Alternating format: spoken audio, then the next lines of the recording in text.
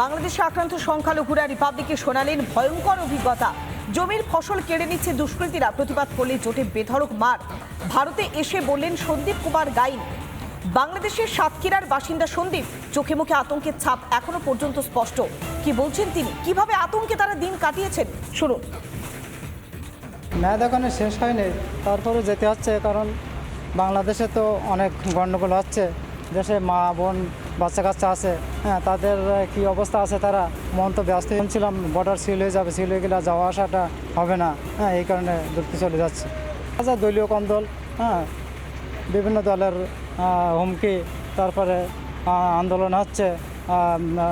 মহারাজ চিন্ময় প্রভুর আটক করেছে, উনি তো একজন ভালো ব্যক্তি, ভালো মানুষ, কিন্তু ওনার আটক করেছে, এর জন্য আমরাও খুব দুঃখিত। বিভিন্ন এলাকায় অত্যাচার হচ্ছে, চুরি হচ্ছে, মারামারি হচ্ছে, খুন জখমও হচ্ছে, হ্যাঁ, বিভিন্ন কারণে আমাদের মনটা হিন্দুদের এখন তো বর্তমান তো হিন্দুদের উপরে, সংখ্যালঘুর উপরে সব প্রভাবগুলো বেশি হচ্ছে। বাড়িগত ভাঙচুর হচ্ছে বিভিন্ন জায়গায়, হ্যাঁ, মারধরও দিচ্ছে।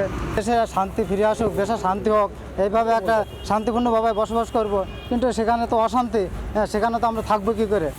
আমরা তো আতঙ্কের ভিতরে আছি। চিন্ময় প্রভু যাতে করে জামিন হয়, আমরা সেটাই চাই। চিন্ময় প্রভু আমাদের হিন্দুদের একজন প্রভু, সে আমাদের ইস্কনের সে প্রভু, আমরা তার মানি গণি, সে আমাদের সনাতনীর একজন প্রধান, এই জন্যে তার আমরা অতি দ্রুত জামিন চাই। দক্ষিণ দিনাজপুরের পাশাপাশি মালদাতেও একইভাবে প্রতিবাদ সভা মিছিলের আয়োজন করেছিল মালদা হিন্দু চেতনা মঞ্চ। মালদার ইংরেজ বাজারের প্রতিবাদ সভা, সেখানে পথে প্রতিবাদে সামিল হয়েছিলেন হিন্দু সম্প্রদায়ভুক্তরা। হিন্দুদের রক্ষার দাবিতে গর্জন এবার এপার বাংলাতেও। ওপার বাংলাতে যেভাবে হিংসার ঘটনা ঘটছে, যেভাবে চিন্ময় কৃষ্ণ প্রভুকে গ্রেফতার করা হয়েছে, আইনজীবী পর্যন্ত দেয়া হয়নি তার হয়ে, অর্থাৎ সওয়াল জবাব তার হয়ে যারা করবেন সেই আইনজীবীও দেয়া হয়নি, তাদের উপরে মিথ্যে মামলায় ফাঁসানো হচ্ছে।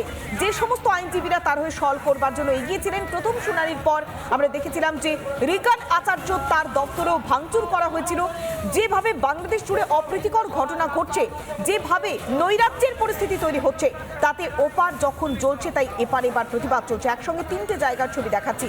একদিকে গাইঘাটা, দুর্গাপুর, ইংরেজ বাজার, বিভিন্ন জায়গাতে পথে প্রতিবাদে সামিল হচ্ছেন হিন্দু সনাতনীরা। গাইঘাটায় চলছে নগর কীর্তন, ঢোল করতাল বাজিয়ে, যেখানে নাম সংকীর্তনের মধ্য দিয়ে হিন্দুদের সুরক্ষার জন্য দাবি করছেন সাধু সন্তরা, হিন্দু সম্প্রদায়ভুক্তরা।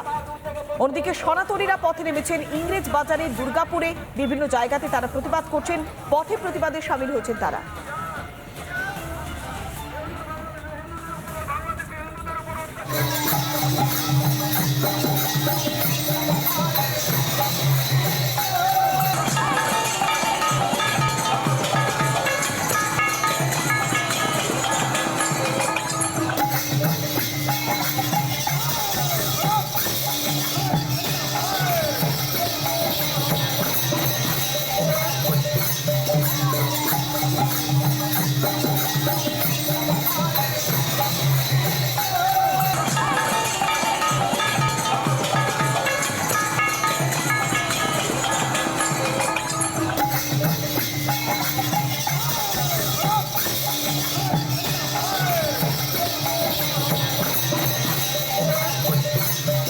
নানা ধরনের কন্টেন্ট দেখার জন্য লাইক করুন, শেয়ার করুন আমাদের ফেসবুক পেজ, সাবস্ক্রাইব করুন আমাদের ইউটিউব চ্যানেল।